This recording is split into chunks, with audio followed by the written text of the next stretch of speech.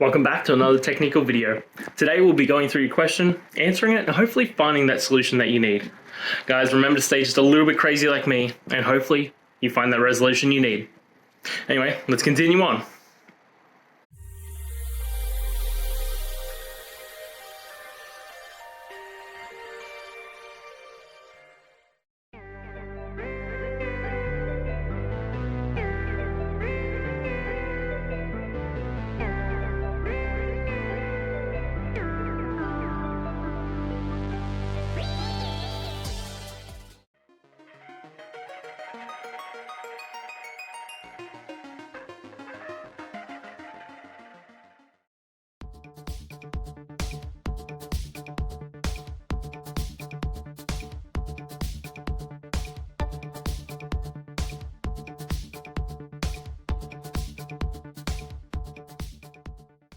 And that's it, guys. We've gone through, answered your questions, and hopefully found that solution you're looking for.